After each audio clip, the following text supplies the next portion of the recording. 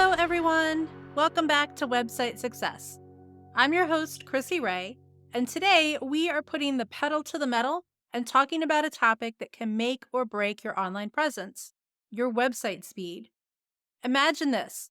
You're clicking through to a website from the search engine results page, and you're super excited to see what's in store. And then you wait, and you wait, and wait, and wait. Super frustrating, isn't it? In the fast paced world of the internet, users expect lightning fast responses. A delay of just a few seconds can lead to major frustration. And let's be real, we're all a little impatient online. But it's not just about user impatience. Google's in on the game too. Search engines prioritize speedy sites. So if you want to climb those rankings, you've got to be quick. Now, what slows down a website? It could be bulky images, a hosting hiccup, or that fancy slider that you love but really don't need. But how can you tell what's slowing down your website?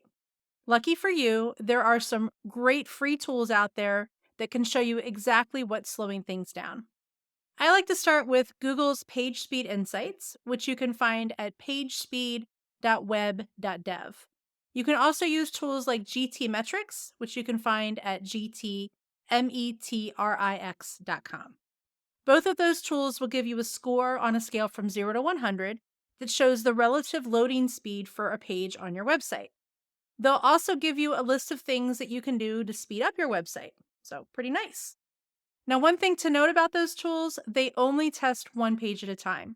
So when you use them, you'll usually enter a single URL, like your homepage, and the tool is only going to test that one page. So I do recommend testing several pages from your website, but you especially want to test your homepage. After you get those results, what are some things that you can do to your website to make it faster? Well, here are my top 5 suggestions. Number 1 is to optimize your images. This is probably the most common issue I find when I audit my client sites. Large images can slow your website down. I talked a lot about optimizing images in episode 29, so make sure you go back and have a listen to that for more details. Number 2 is choose the right hosting. Not all hosting is created equal, so make sure you're on a plan that can handle your traffic. Oftentimes, cheap shared hosting is going to cause your website to load slowly, so make sure you get the absolute best web hosting that you can afford. Number 3 is to leverage caching. Caching stores part of your site so returning visitors can load it faster. And a lot of web hosts have caching set up on their servers, so if you're using content from, say, WordPress, the web server can serve the content from the cache instead of having to get it from the database, which makes things a lot faster. So if you're using WordPress or some other content management system, make sure that your web host offers some sort of built-in caching. Number 4 is to minimize the HTTP requests. HTTP stands for Hypertext Transfer Protocol, and that's how content gets from a server to your browser so you can view it. And this one's a little bit technical, but it is one that I do see quite often when I audit my client sites.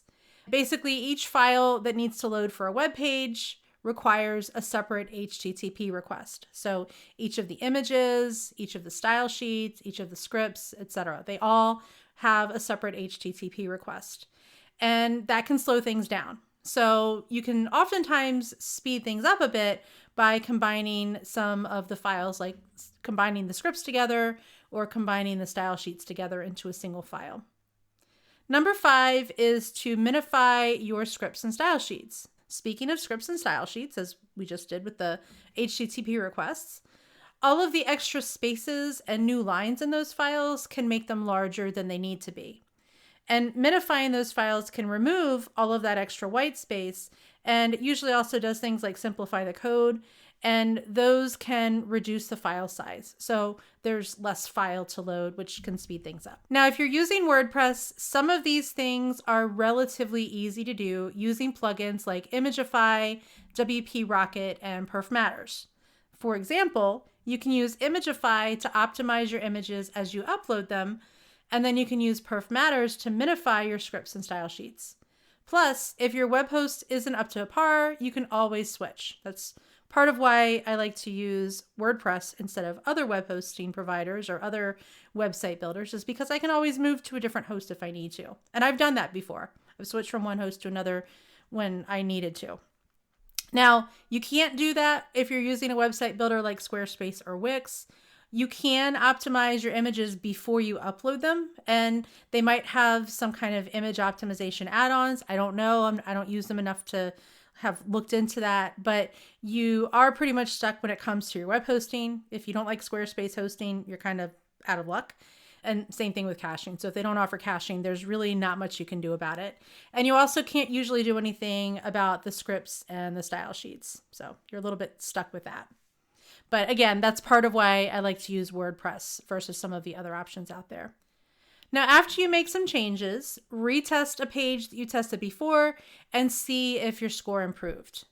And I want you to aim for a score of at least 80 on your homepage, but aim for as close to 100 as you can get, and just keep making tweaks until you sort of hit a plateau and can't make any more changes to it. So let's say that you went through and optimized your whole website. Every page that you could, you optimized it, you did all of these things and more, and your page speed is really fast.